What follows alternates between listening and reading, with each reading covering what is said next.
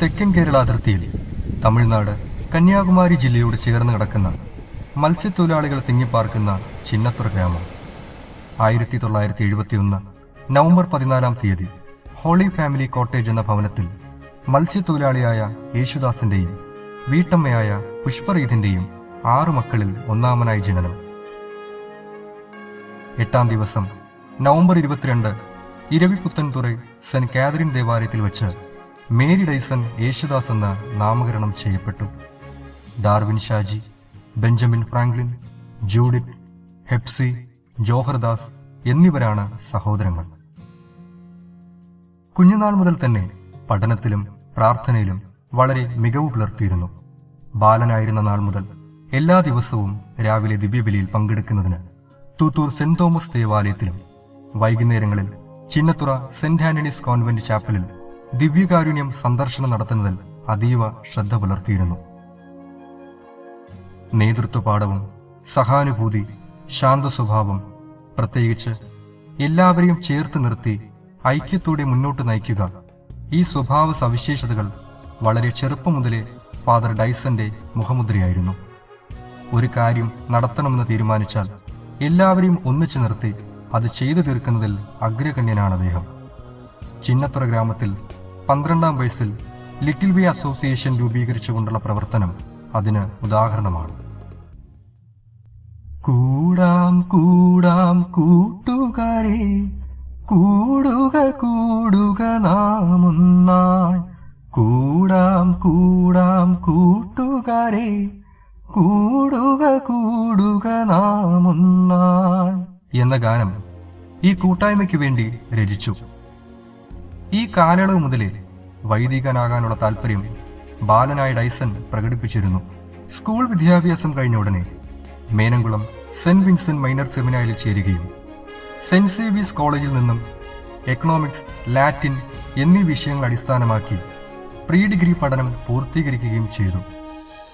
അന്ന് minor seminary റെക്ടറായിരുന്ന Soosapakiam പിതാവിന്റെയും prefect Sylvester Ponnumuthan പിതാവിന്റെയും പ്രിയപ്പെട്ട വിദ്യാർത്ഥികളിൽ ഒരാളായിരുന്നു ബ്രദർ ഡൈസൺ. ഇവരുടെ നേതൃത്വപാഠവും കരുതലും ക്രിസ്തുദാസ് പിതാവിന്റെ അഗാധമായ കൂട്ടുകെട്ടും വൈദിക വിദ്യാർത്ഥിയായിരുന്ന ഡൈസന് താങ്ങായിരുന്നു. തുടർന്ന് ഫിലോസഫിയും തിയോളജിയും സെന്റ് പിയൂസ് കോളേജ് ബുറൈഗൻ മുംബൈയിൽ നിന്ന് കരസ്ഥമാക്കി. ഈ കാലയളവിൽ അവിടുത്തെ ചേരി പ്രദേശക്കാരോടൊപ്പം ജോലി ചെയ്യുകയും താമസിക്കുകയും ചെയ്തുകൊണ്ട് പ്രശസ്ത ഫിലിം ആക്ടറും സോഷ്യൽ വർക്കറുമായ ഷബാന ആസ്മിയോടൊപ്പം അവരുടെ ഉന്നമനത്തിനും സ്വാതന്ത്ര്യത്തിനു വേണ്ടി പ്രവർത്തിക്കുകയും നീതിജ്വാല മാഗസിന്റെ എഡിറ്റർ സ്ഥാനം വഹിക്കുകയും ചെയ്തു. 5/5/1999 അച്ഛന്റെ ജീവിതത്തെ സംബന്ധിച്ച് ചരിത്രമുഹൂർത്തമായിരുന്നു. അച്ഛൻ ആഗ്രഹിച്ചിരുന്ന ദിവസം ബിഷപ്പ് സൂസൈപാക്യത്തിന്റെ കൈവയ്പും പ്രാർത്ഥനയും വഴി പൗരോഹിത്യം സ്വീകരിച്ച നാൾ. നമ്മുടെ കർത്താവും ദൈവവും രക്ഷകനുമായ യേശുക്രിസ്തുവിന്റെ അനുഗ്രഹം ആശ്രയിച്ചുകൊണ്ട് ഈ സഹോദരനെ നാം വൈദിക പദവിയിലേക്ക് തിരഞ്ഞെടുക്കുന്നു. ജീവൻ നൽകാനും അത് സമൃദ്ധമായി നൽകാനും എന്നതായിരുന്നു ആപ്തവാക്യം. അച്ഛന്റെ അജപാലന ദൗത്യം ആരംഭിക്കുന്നത് മാർത്താണ്ഡന്തുറൈ, മാമ്പള്ളി എന്നീ ഇടവകകളിലായിരുന്നു. മിഷൻ പ്രവർത്തനത്തിന്റെ ഭാഗമായി ഹരിയാനയിലേക്കുള്ള യാത്രയ്ക്ക് ശേഷം പൂന്തുറ സെന്റ് തോമസ് ദേവാലയത്തിന്റെ സഹവികാരിയായി സ്ഥാനമേറ്റു. പൗരോഹിത്യ സ്വീകരണത്തിന് ശേഷം ഇടവക വികാരിയായുള്ള അച്ഛന്റെ ആദ്യ നിയമനം ഇരയിമൺതുറ സെന്റ് ലൂസിയാസ് ദേവാലയത്തിലായിരുന്നു.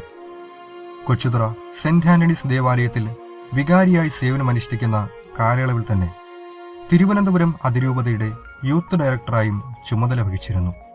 ഇതിനിടയിൽ റോമിലെ ഉർബാനിയൻ യൂണിവേഴ്സിറ്റിയിൽ നിന്ന് ഡോഗ്മാറ്റിക് തിയോളജിയിൽ ഡോക്ടറേറ്റ് നേടുകയും വേദസത്യങ്ങളെക്കുറിച്ച് പഠിക്കുകയും ചെയ്തു.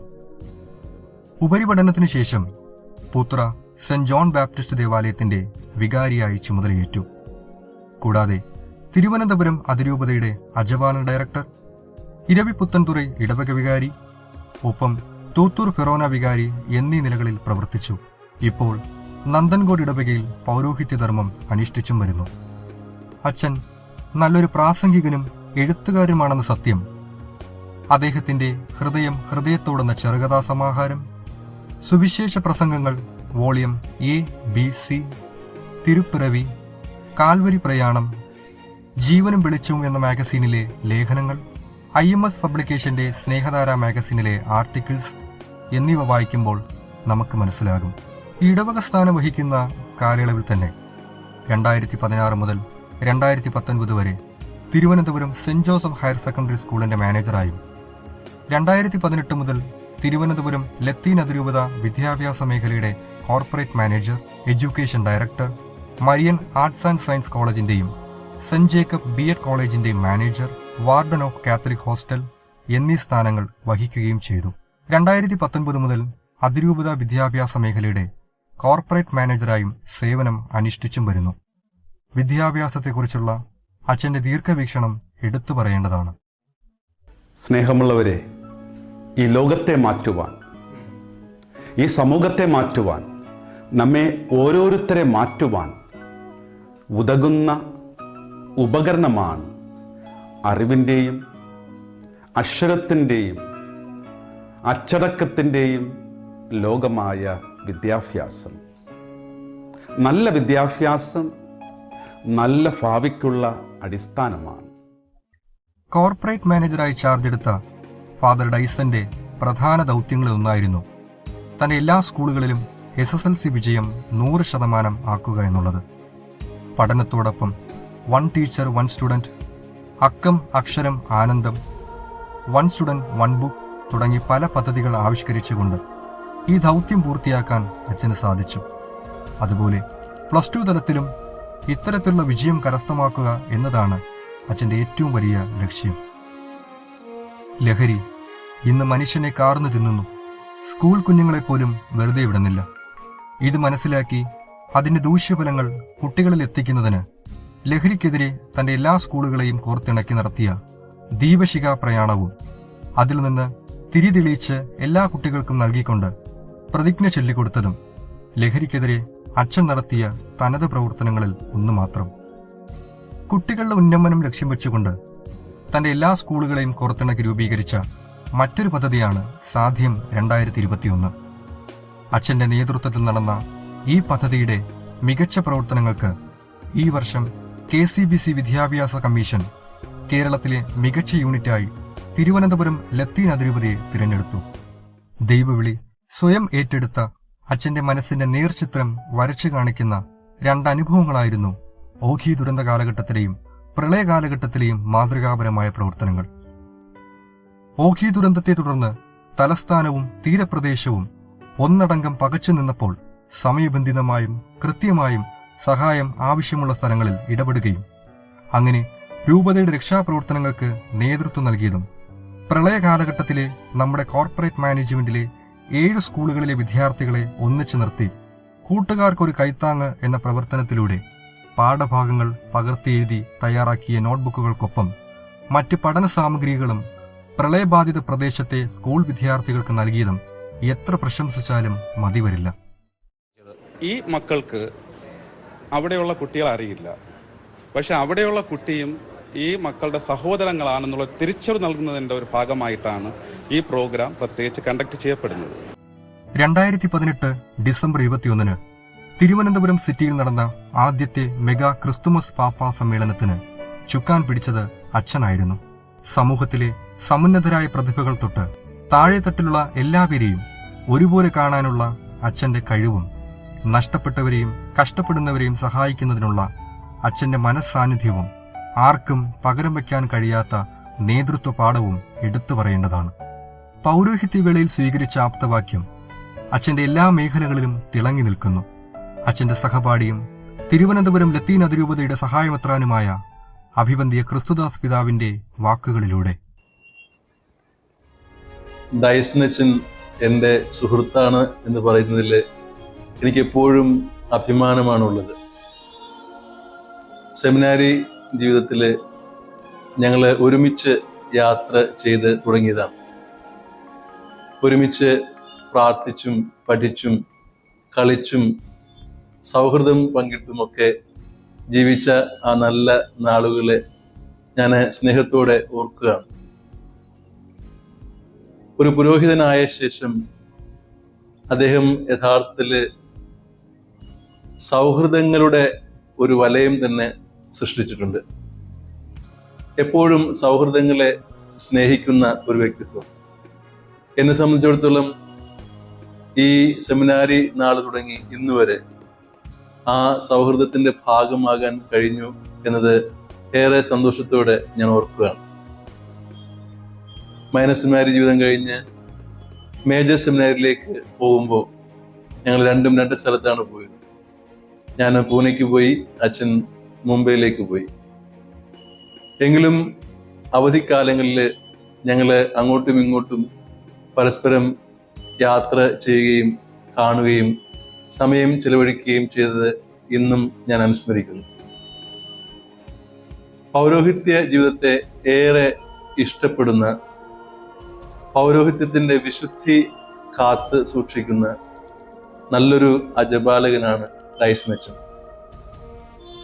അച്ഛൻ്റെ അടുത്ത് ബുദ്ധിമുട്ടോടുകൂടി ആരെങ്കിലും വന്നാൽ അദ്ദേഹത്തെ തന്നാൽ കഴിയുന്നതിലപ്പുറവും സഹായിക്കുന്ന ഒരു വലിയ ആത്മീയ ആചാര്യനാണ് അദ്ദേഹം.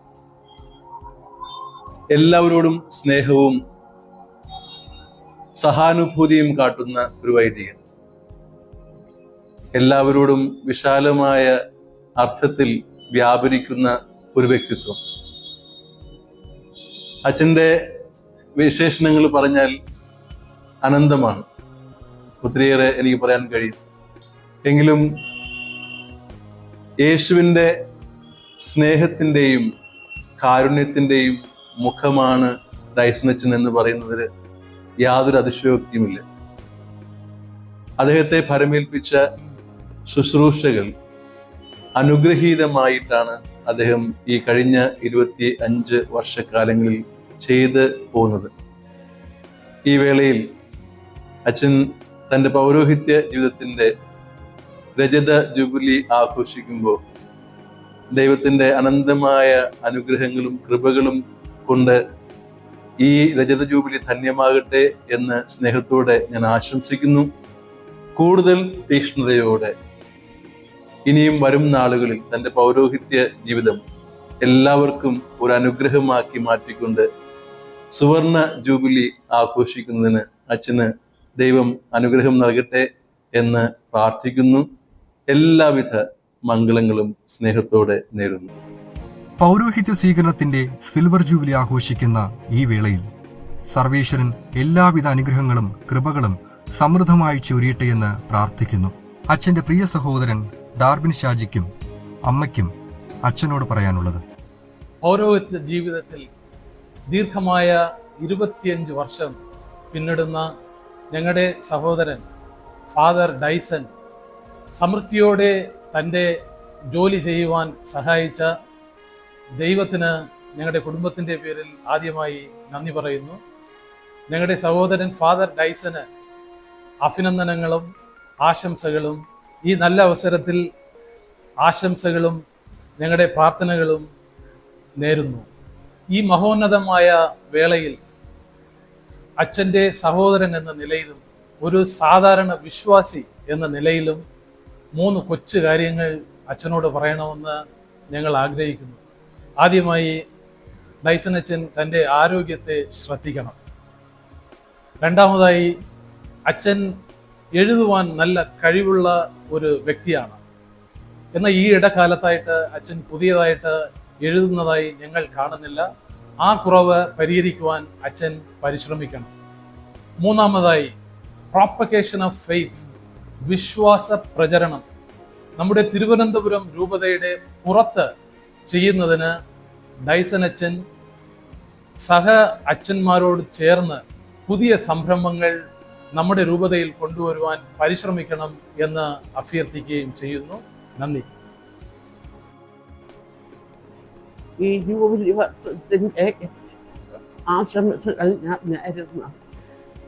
ഇനി വരുന്ന സമയത്ത് ഇതുപോലെ 50ാമത്തെ ജൂബിലി കാണണമെന്ന് ഞാൻ ആഗ്രഹിക്കുന്നു. ദൈവത്തിൻ്റെ കൃപ കൊണ്ട് നല്ലതായിട്ട് നടക്കണം. ഈ സിൽവർ ജൂബിലി വർഷത്തിൽ തിരുവനന്തപുരം കോർപ്പറേറ്റ് മാനേജ്മെന്റിന്റെ അധ്യാപകർ, അനധ്യാപകരായ എല്ലാവരുടെയും ആശംസകൾ നേർന്നുകൊള്ളുന്നു.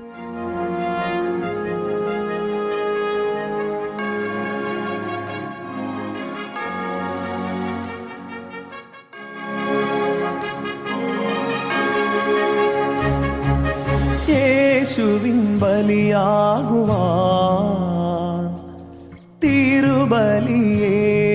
തിരുബലിയേകുവാൻ എന്നെ വിളിച്ചെന്റെ നാഥൻ നിത്യമാം ജീവൻ നേടാൻ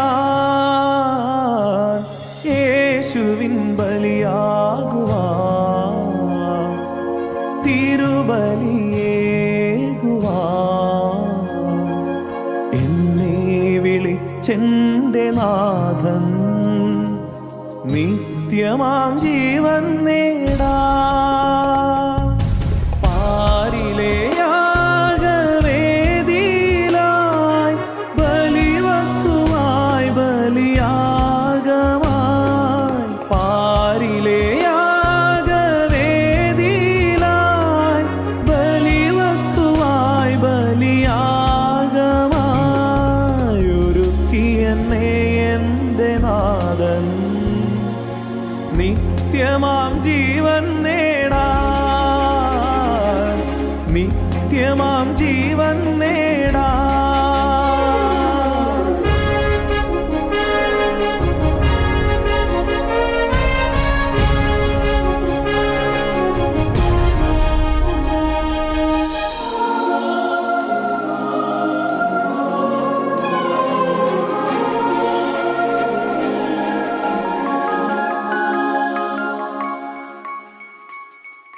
തൃക്കൈകളീ ഭൂവിൻ താളുകളിൽ എനിക്കായൊരു ജീവൻ സ്നേഹത്താൽ ഒരുക്കി തൃക്കൈകളീ ഭൂവിൻ താളുകളിൽ എനിക്കായൊരു ജീവൻ സ്നേഹത്താൽ ഒരുക്കി ആ ജീവനേകുവാനിതാ വരുന്നു എൻ ജീവിതം യാഗമായി